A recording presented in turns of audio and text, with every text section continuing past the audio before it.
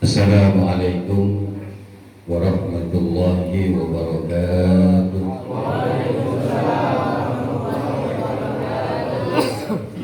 Alhamdulillahilladzi anzala sakinata fi qulubil mu'minin liyazdadu imanan ma'a imanihim. Asyhadu an la ilaha illallah wa asyhadu anna sayyidana wa nabiyyana Muhammadan abduhu wa rasuluh. Allahumma salli wa sallim wa barik wa karrim wa 'azzim ala sayyidina wa habibina wa syafi'ina wa maulana Muhammadin.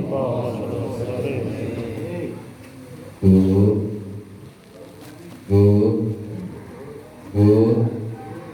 Ibu tahu siapa orang yang paling pelit? Suami saya. Orang yang paling pelit itu adalah orang yang apabila dia mendengar suara Nabi disebut, dia tidak mau membaca sholawat kepada Nabi Muhammad SAW. Itu orang yang paling pelit. Ibu mau dibilang orang pelit, maka baca sholawat ya Bu ya, ketika nama Nabi kita dengarkan. Allahumma salli wa sallim wa barik wa karrim wa 'azzim ala sayyidina wa habibina wa syafi'ina wa maulana Muhammadin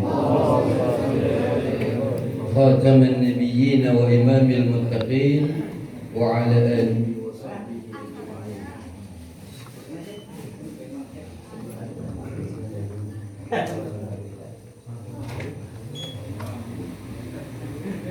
Ada yang gosok ya? Enggak.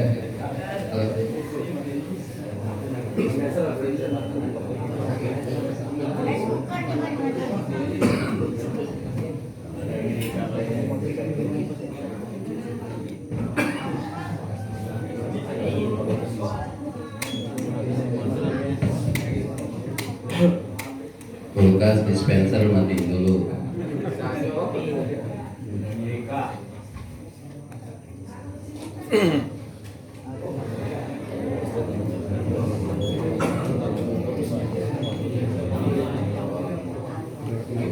Punya waktunya nggak Bu? Ya.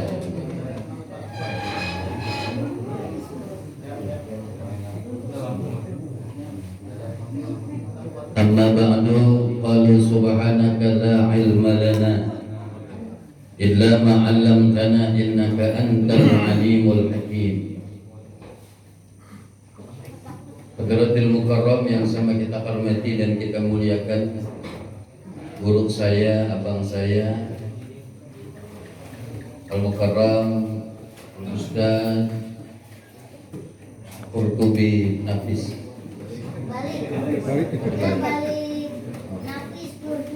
Nafis Qurtubi. Tapi walaupun dibalik namanya Qurtubi Nafis, Nafis Qurtubi, walaupun dibalik tetap ganteng orangnya. Kita doakan mudah-mudahan.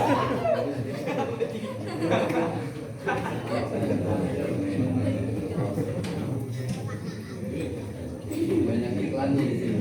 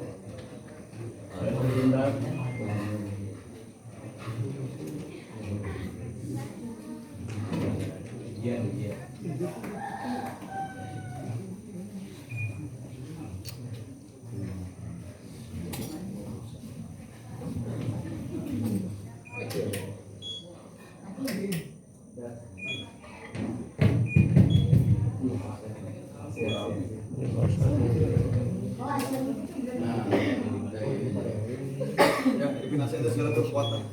Di los. Di los ini. Udah keluar. Udah. Aman ya? Hah?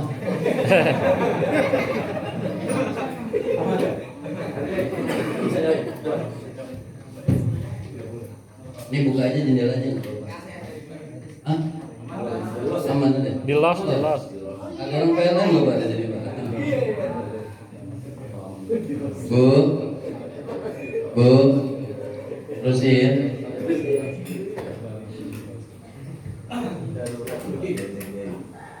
Kita doakan mudah-mudahan guru kita Al-Mukarram Ustaz Nafis Kurbudi panjang umur, nantiasa dalam berkah rahmat dan kasih sayang Allah Subhanahu wa taala.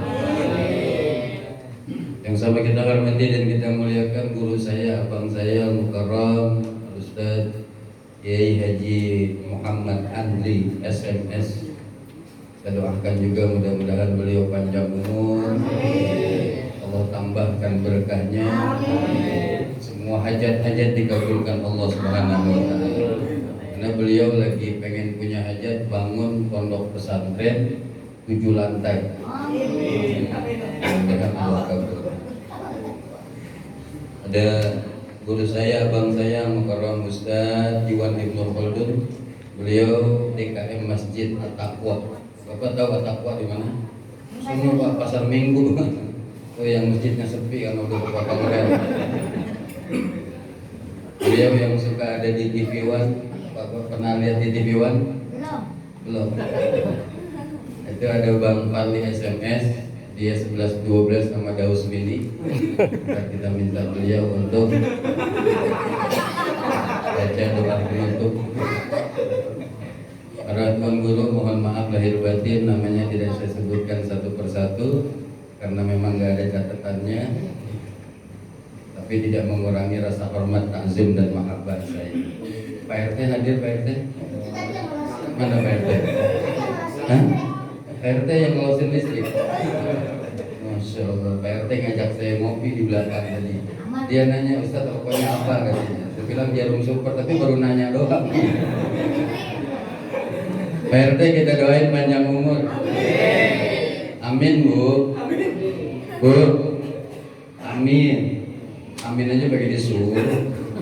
Pak RT kita doain panjang umur. Allah tambahin berkahnya. Tambahin rezekinya. Tambahin bininya.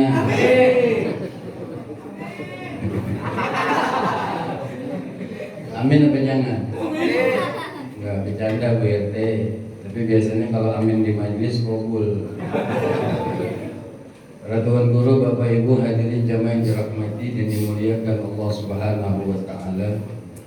Puji syukur kehadirat Allah pada pagi hari ini atas izin Allah. Kita sama-sama dapat berkumpul, bermuajahah dalam rangka pengajian rutin ya. Setiap bulan.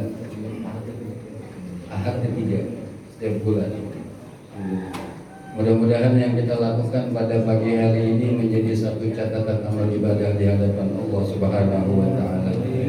Dan kumpulnya kita, duduknya kita di majelis ilmu, di mushola yang kita cintai ini menjadi wasilah berkumpulnya, duduknya bersama-sama kita di dalam syurganya Allah Subhanahu wa taala. Amin. Ya Rabbal. Salawat dan salam semoga senantiasa tercurah limpahkan keharibaan junjungan alam baginda Nabi Muhammad sallallahu alaihi wa alihi wasallam yang telah membawa kita umatnya dari zaman kemusyrikan hingga menuju tauhid kepada Allah Subhanahu wa taala. Mudah-mudahan dengan kita banyakin baca salawat kepada Rasulullah.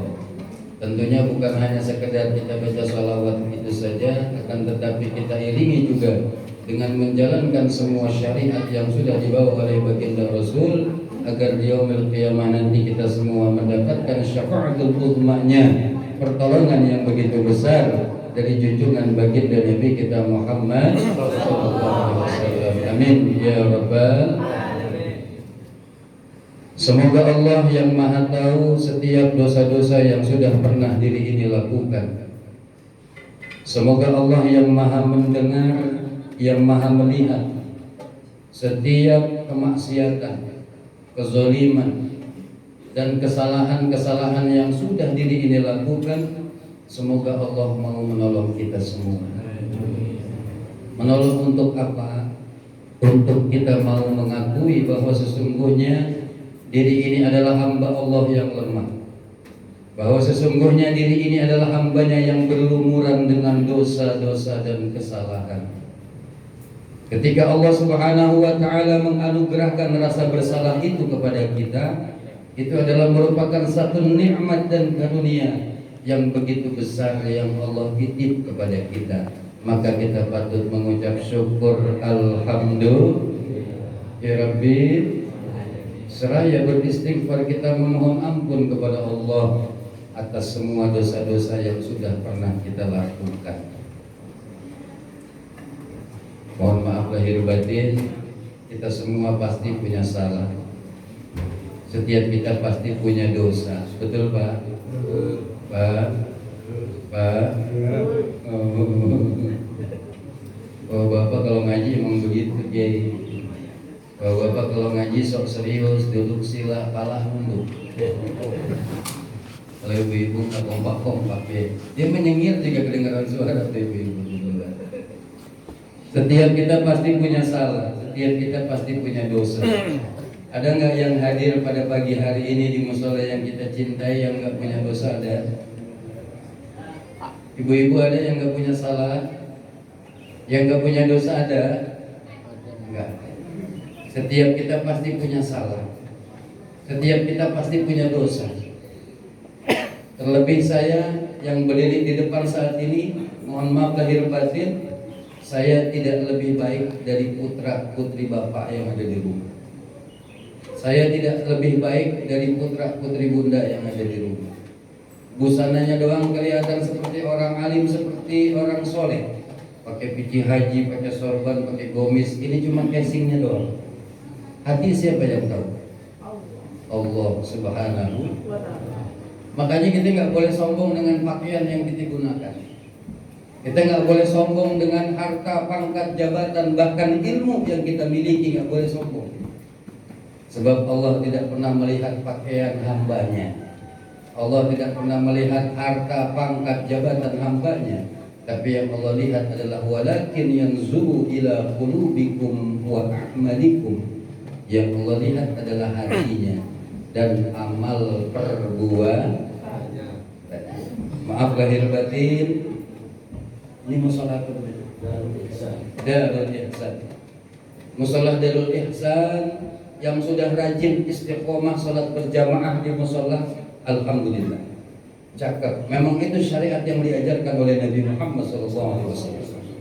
Akan tetapi hati-hati, jangan sampai istiqomahnya kita salat berjamaah di masjid dan di musola menjadikan diri kita menjadi sombong akan hal itu. Kepada mereka yang belum hadir ke majelis, belum hadir ke musola. Kenapa demikian? Karena hidayah adalah hak prerogatif Allah. Hidayah milik Allah. Yang memberikan hidayah Allah. Kita hanya sekedar mengajak dan menyampaikan. Kalau seumpama Allah punya mau, ini satu kampung apa namanya? Cikaret. Berarti banyak pun karet di sini dulunya. Satu kampung Cikaret ini Allah bikin semua salat berjamaah di masjid dan musola, bisa apa enggak? Bu, Pak, bisa nggak kira-kira satu kampung Cikaret ini dibikin salat berjamaah sama Allah setiap salat wajib, bisa apa enggak? Bisa. Yang jawab cuma 15 orang. Bisa apa enggak? Bisa. 25 orang. Bisa apa enggak? Bisa. Mudah saja. Seperti membalikan telapak tangan, bahkan lebih mudah daripada itu. Innama amruhu idza arada syai'an ay yaqula lahu. Mudah saja kalau Allah punya mau.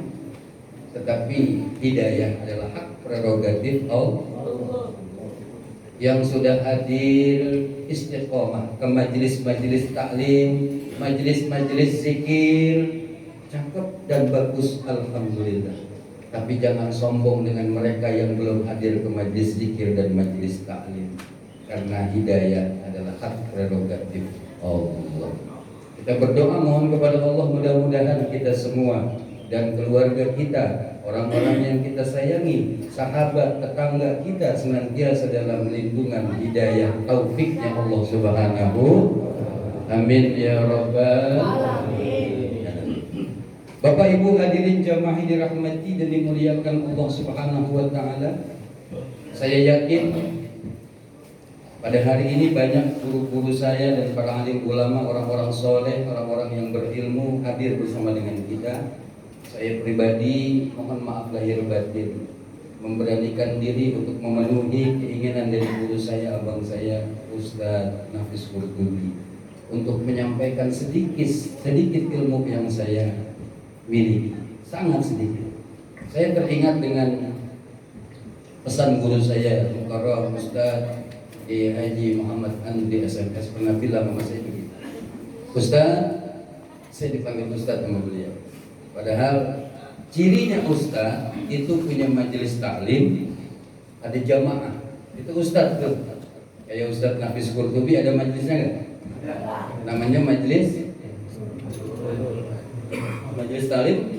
Nah, udah jelas tuh. Berarti Ustadz Nafis Qurtubi adalah Ustadz karena ada majelis taklimnya, ada jamaahnya. Kalau kiai ada pondok pesantren, ada yayasan, ada santri dan santriwati, itu namanya kiai. Seperti Al-Mukarram Kiai Haji Muhammad Andri SMS ini kiai, karena udah jelas ada yayasan, ada santri dan santriwati. Nah kalau saya majelis kagak punya, pondok pesantren nggak gablek. Orang Betawi bilang nggak gablek, nggak punya. Ustadz bukan, kiai bukan, saya artis Pak. Bapak pernah lihat saya di SCTV? Belum. Ibu pernah lihat saya di TV One? Punya TV nggak di rumah?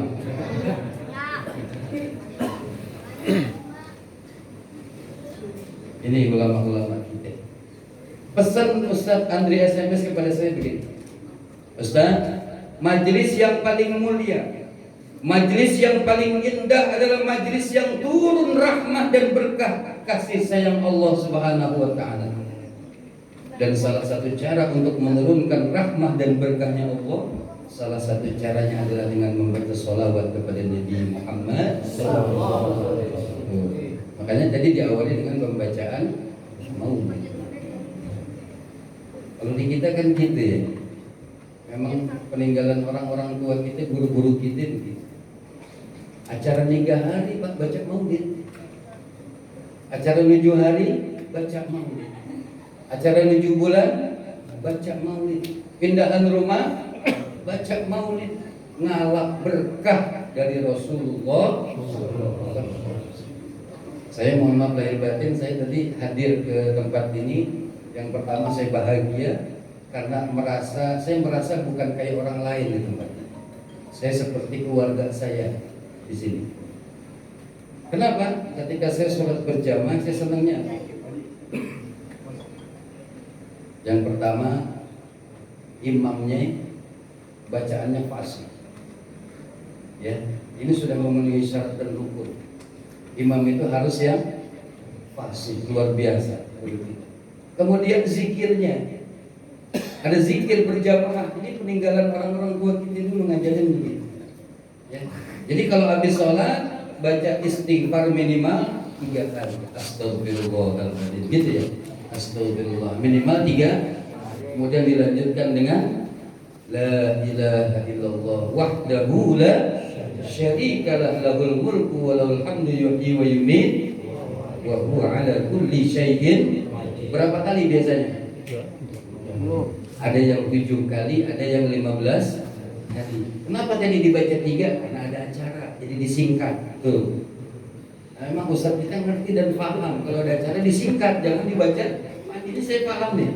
Dengan beliau ini luar biasa, orang yang sangat pengertian. Sebab ada tuh di kampung saya imamnya fasih tapi kurang pengertian.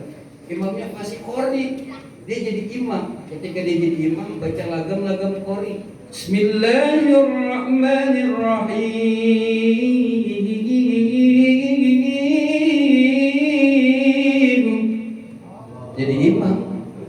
Kata makmum, ya lama ini. Kurang bisa menempatkan. Bagus sebetulnya bacaannya. Habis baca la ilaha illallah wa la syarika lah, Allahumma ajirna minan nar 7 kali. Allahumma antas wa minkas salam dan seterusnya. Itu pelajaran orang tua kita dari dulu, peninggalan. Makanya jangan Allahumma lantas jalan, ya. Allahumma antas salam wa minkas salam dan seterusnya. Ada yang pernah nanya sama saya beberapa waktu lalu, saya bersama dengan Bang Fadli SMS, kita ke Pekanbaru Riau. Ada yang pernah, karena di sana banyak, mohon maaf, orang-orang yang tidak suka dengan zikir berjamaah. Ada yang pernah nanya, Ustaz, saya sebetulnya bukan nggak mau zikir berjamaah, saya pengen zikir berjamaah, tapi di zaman Nabi nggak ada. Di zaman Nabi nggak ada zikir berjamaah. Kalau memang nggak ada, saya kepengen gini dah. Kalau saya kan bukan seperti guru-guru saya, dalilnya luar biasa, pondok pesantren lulusan. Kalau saya lulusan anak jalanan, namanya aja UJC. UJC itu singkatan dari Ustadz Jaka Cincin. Kenapa disebut Jaka Cincin? Nanti saya terangin kalau saya diundang lagi, Pak. Karena panjang ceritanya.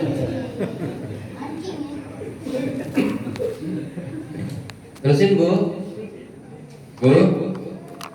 Ibu ngantuk atau terkesima ngeliat saya? Ibu kejauhan sih, kita kasihan ya. Sampai mana tadi, Pak? Seriusnya saya lupa nih. Sampai mana tadi?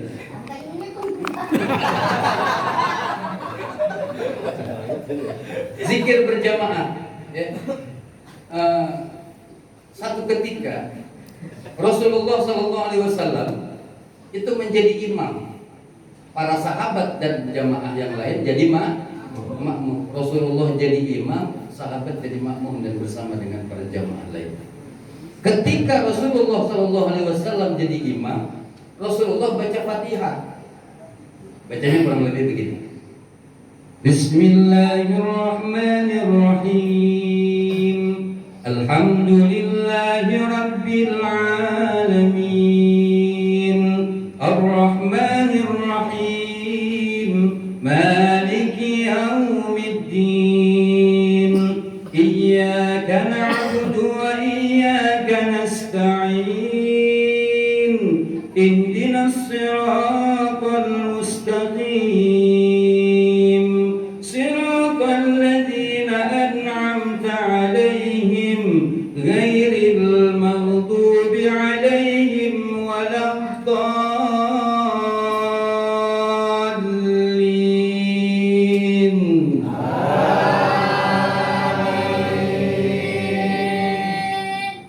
Pertanyaan saya, amin itu bagian dari zikir bukan?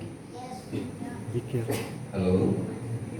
Pertanyaan saya, amin itu bagian dari zikir bukan? Iya.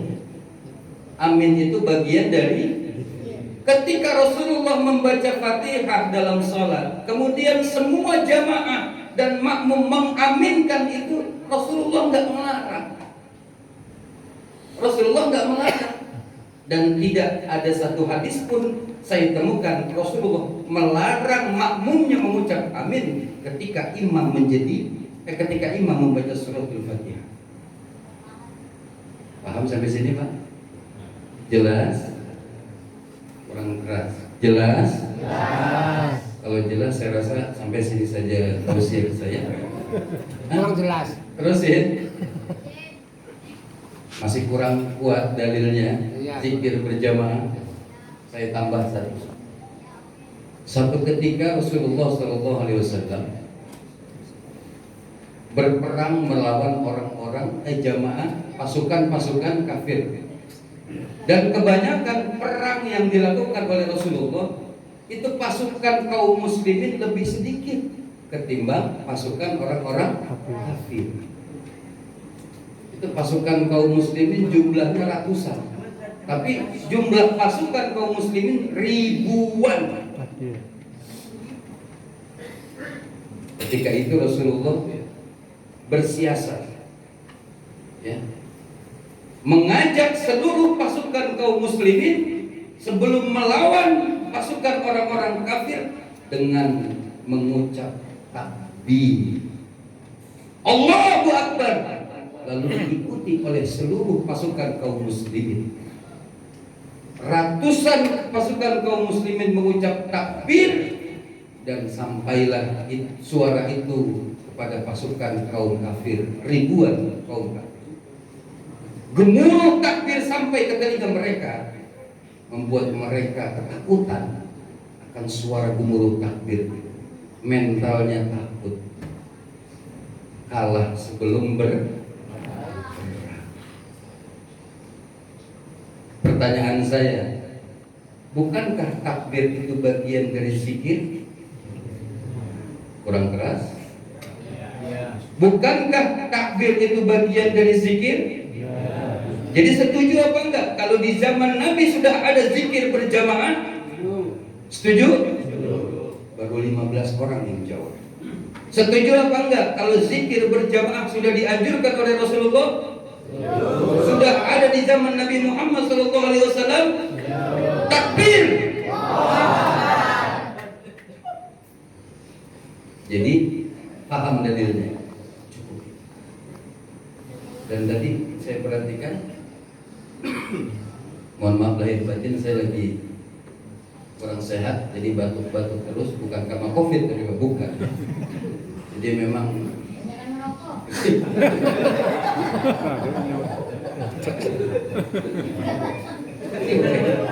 beliau. Kesibukan dakwah saya bersama dengan Bang Bali memang luar biasa. Harusnya pagi ini ada acara zikir berjamaah di Masjid Atin Taman Mini, karena saya takzim dengan guru kita Ustadz Nafis Kurtubi. Saya kesini. Yang kedua karena di Masjid Atin zikir berjamaah di sana, saya memang gak diundang, Pak. Diundang yang udah pasti aja lah, yang udah ketahuan di sini ada kopinya, ya, ada parcelnya, Bu, paham ya? Insya Bapak Ibu jamaah hadirin yang dirahmati dan dimuliakan Allah Subhanahu wa taala. Saya melihat jamaah yang ada di sini, saya bahagia ketika ada bapak-bapak yang sudah sepuh hadir. Ini hangatnya kampung dan berkahnya kampung dari mereka, orang-orang tua. Ya, maka bersyukur kepada Allah, kampung kita masih ada orang-orang tua. Ya, seperti beliau-beliau yang janggutnya putih-putih itu karena memang keberkahan ada di sana. Ya, apalagi mereka orang tua yang rajin ibadah kepada Allah, itu berkahnya luar biasa lingkungan. Ya, maka kita doakan mereka, orang-orang tua kita panjang umur, panjang sampai hari kiamat kurang 1 minggu. Karena memang kampung berkah kalau masih ada orang tua. Bersyukur kepada Allah Subhanahu. Kalau sama mama saya udah nggak kaget kalau mereka kompak, Pak. Karena bapak-bapak udah jelas dimanapun itu berada, di majelis taklim manapun, di DKM manapun, itu kalah sama kompaknya emak-emak. Bapak-bapak di sini kompak apa enggak? Kompakan mana mama? Mama udah pasti. Bukan cuma jadwal majelis taklim, tapi jadwal seragam juga kita kalah sama mereka. Mama punya jadwal seragam, Pak. Hari Senin pakai putih-putih semua ya, Bu ya. Hari Selasa pakai hijau-hijau semua ya, Bu ya. Kompak biar kata belum lunas juga, Pak. Alhamdulillah. Tapi yang menjadi saya bangga dan sangat terharu di tempat ini adalah ketika saya melihat anak-anak muda. Ini nanti 15, 20, 30 tahun ke depan mereka lah yang akan meneruskan estafet perjuangan dakwah di tempat kita. Ini mereka. Ini kan jamaah dari sini, anak-anak sini. Masya Allah. Bersyukur lingkungan ini punya generasi muda seperti ini. Bersyukur kepada Allah. Karena nggak semua kampung punya hal itu. Nggak semua kampung anak-anak bisa dikumpulin. Ya. Makanya kalau guru saya dulu ngaji pernah ngajarin saya, Kalau anak-anak kecil tuh dia bercanda di musola, bercanda di masjid, biarin aja. Biarin. Karena ketika kita larang mereka, kita omelin mereka bercanda di masjid, mereka akan lari dari masjid dan musola kita. Jadi kalau ada anak-anak kecil bukan boleh bercanda, bukan ini. Artinya itulah mereka. Tempat mereka bermain, tempat mereka belajar, tempat mereka menuntut ilmu di masjid dan musola lingkungan mereka. Jangan sampai di masjid dan musola tempat mereka tinggal diusir, dia nyari masjid dan musola lain. Na'udzubillahi minta. Jadi bersyukur kepada Allah. Di sini ada majelis taklim Nurul Quran setiap malam apa? Rutin, setiap hari. Kecuali malam minggu ngapel ente ya. Ada yang udah punya pacar?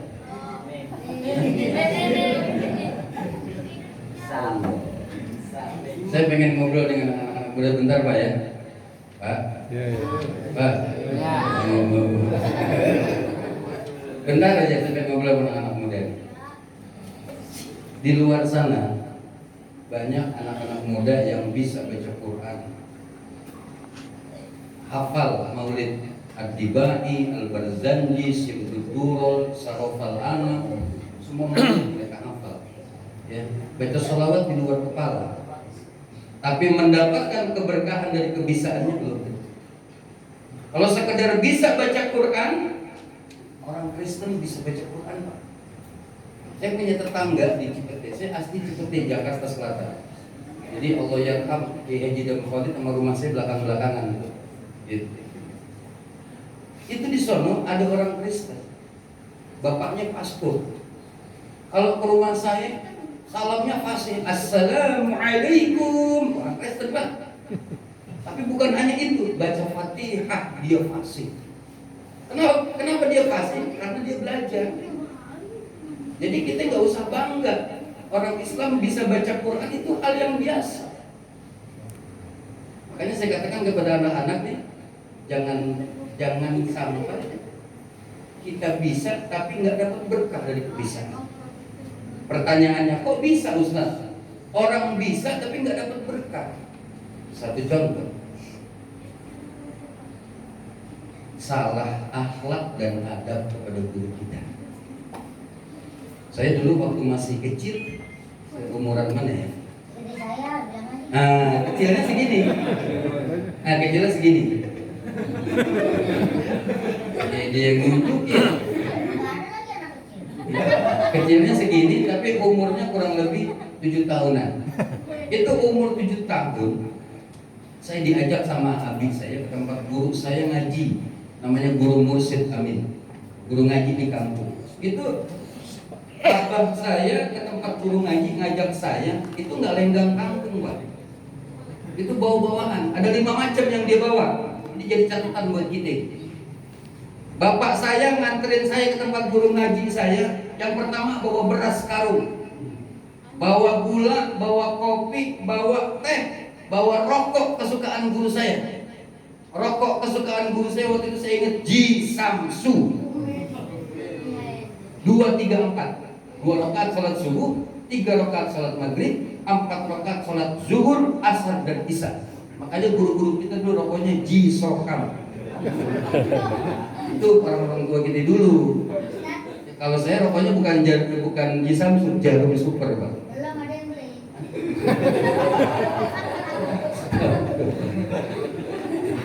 Ada berapa macam? 5. Ada berapa macam Bu? Ada 5 macam. Kita ke tempat guru ngaji kita, bawa beras, bawa gula, bawa kopi, bawa teh, bawa rokok kesukaan guru kita. Kalau kita begitu gak ke tempat guru kita? Bawa beras nggak sekarung? Bawa kopi, bawa gula, bawa rokok kesukaan guru kita. Anak-anak majelis sekarang kadang-kadang gitu Pak, ngaji sampai jam 11 malam, murid kita ngerokok. Dia bilang, Ustaz, ini jam 11 sudah tutup warung, rokok saya habis, minta dulu rokok sebatang dulu ya. Rokok dulu jadi isep. Gimana kita mau dapat berkah dari guru kita kalau kita seul adab sama guru kita? Kalau dulu zaman puasa kita ada munggah puasa namanya munggah puasa. Ada Guru kita Ustaz, ahlan wa sahlan Ustaz. Ahmad Zikri, ahlan Ustaz. Silakan. Nah. Masya Allah, sehat dulu. Bu jangan ini ya, jelas nggak saya cipika-cipiki ya. Memang begitulah akhlak dan adab kita kepada guru. Terusin Bu. Bu terusin. Sampai mana tadi? Hampir rokok. Jadi akhlak dan adab kita kepada guru kita seperti itu. Ya.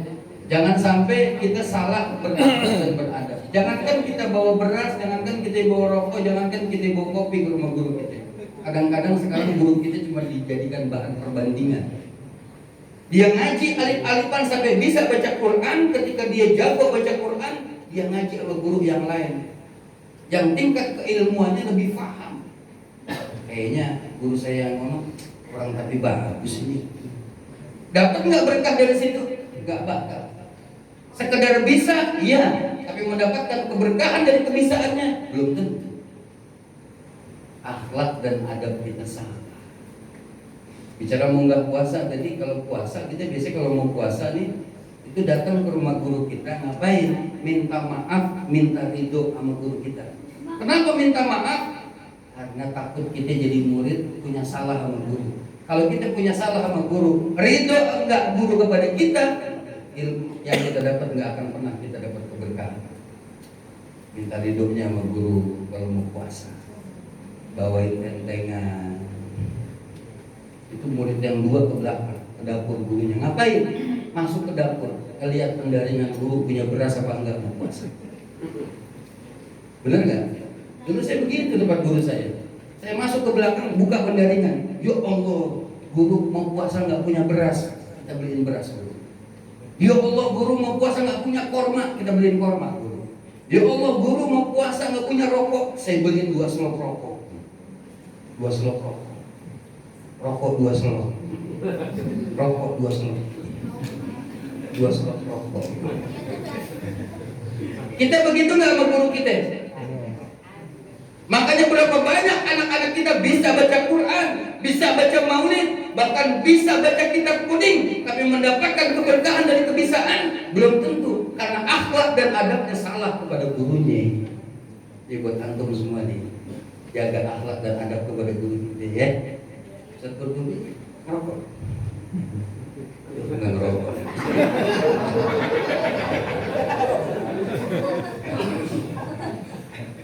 Dia beli pulsa aja, dia beli pulsa. Jangan sampai guru kita nggak punya paketan ya. Bapak Ibu hadirin jamaah yang dirahmati dan dimuliakan Allah Subhanahu wa taala.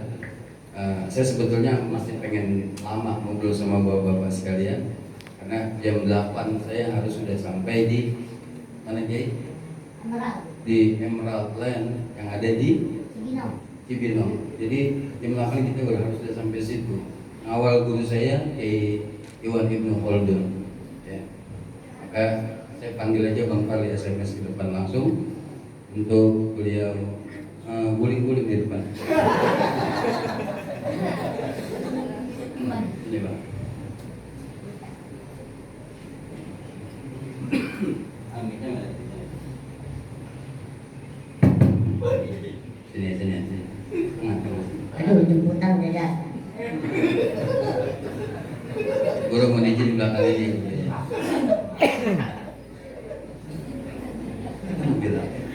Biasanya saya yang jadi keneknya. Saya salam dulu ya.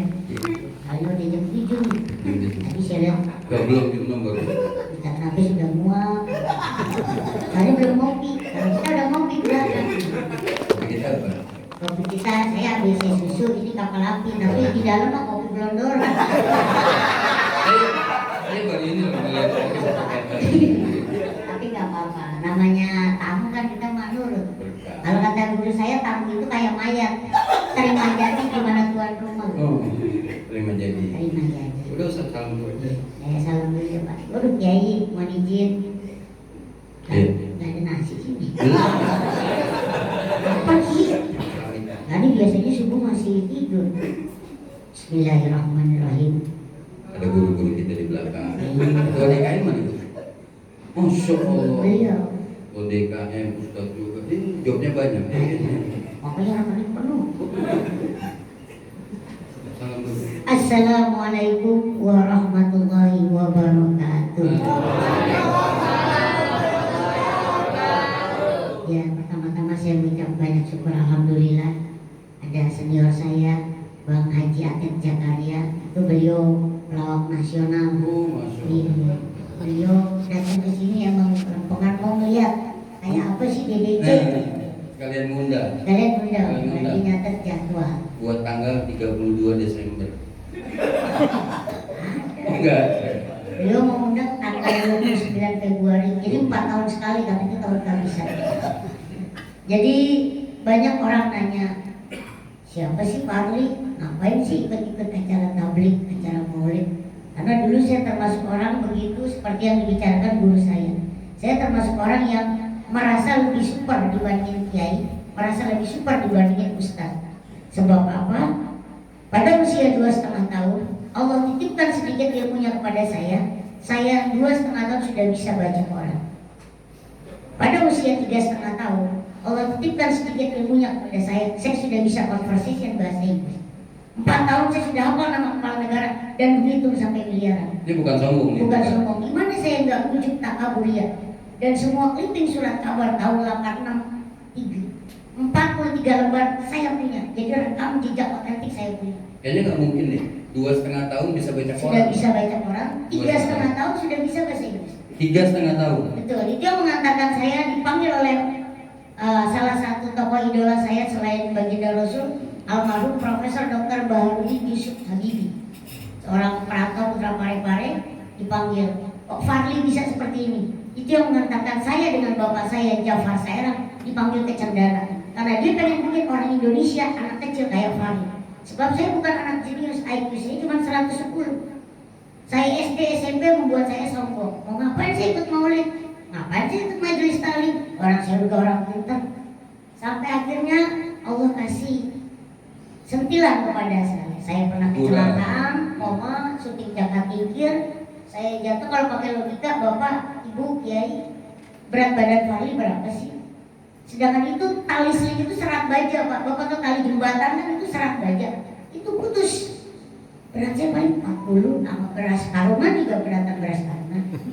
Saya koma 3 hari, saya mimpi macam-macam. Itu jatuh dari atas. Jatuh lebih tinggi daripada atas pohon kelapa. Saya divonis mati, tapi mungkin Allah kesian sama saya. Kalau itu waktu jatuh dari seperti lebih tinggi dari pohon kelapa. Iya, Itu itu mah jatuhnya itu lohor, nyampainya subuh karena saya kenteng. Indah jatuhnya, pecah kepala saya. Saya koma 3 hari. Disitulah saya dapat teguran. Mulailah saya diajak oleh guru-guru saya, beliau-beliau ini. Pertama kali saya diajak sama UJC acara maulid, Pak, saya pakai lepis. Saya bilang ini nggak apa-apa guru, saya pakai lepis, nggak apa-apa Bang. Orang gila aja kalau dia tahu nalar bacaannya, dia niat, dia tahu rukun sholat sah. Saya pakai lepis tuh. Orang kalau dia naik berdiri, saya berdiri. Apa ini? Duduk. Saya belum ngerti. Terus sampai saya bilang, udahlah saya malas, nggak apa-apa Bang. Kalau di majelis ilmu kayak gini, ini namanya taman surga. Abang duduk bengong di pojokan cuma mobil, nggak ngerti. Malaikat rohib nyata. Di situ saya terenyuh. Oh berarti saya nggak ada apa-apanya. Bang, nanti malaikat mungkar nanti nggak nanya berapa judul sinetron yang abang bintangin, berapa honor yang pernah abang dapetin, tapi manro buka. Ya, Ustaz bisa dipakai, soko nggak? Lo nggak bisa. Ya kan saya kan orang gila kan, ya alhamdulillah. Yang orang gila dulu. Alhamdulillah Bapak Kiai umur saya udah 40 tahun. Saya baru bisa ngaji Quran umur 38. Ini baru 2 tahun yang lalu. umur berapa? Belum jadi sebutin apa? Belum kawin, udah puas. Saya umur 40 tahun. Tapi awalnya saya cuma merasa malu. Seperti yang guru bilang, biasa gak jamaah. Aduh, apa iya pantas? Karena saya malu, Kiai saya nggak mau ke TPA. Saya panggil teman saya sepantaran. Lu ajarin gua ngaji. Alhamdulillah karena niat sebulan bisa. Makanya sekarang saya yasin separuh aja apa? Baik baru separuh nggak apa-apa ya. Lagi coba ngapalin Quran Pak. Jadi jangan mau kalah kita sama anak tuh. Nah kata guru saya kalau namanya orang hijrah ngaji harus ada peningkatan. Ada peningkatan artinya lebih baik dari sebelumnya. Iya. Karena kata Rasulullah orang yang beruntung itu adalah orang yang apabila hari ini lebih baik daripada hari kemarin, dan dia berusaha untuk hari esok lebih baik daripada hari. Itulah orang yang beruntung. Hari Nah, ini dia saya nih cuma cirinya. dapat kopi, berarti besok saya harus dapat nasi. Hari ini saya nggak dibeli rokok, besok saya palak panitia.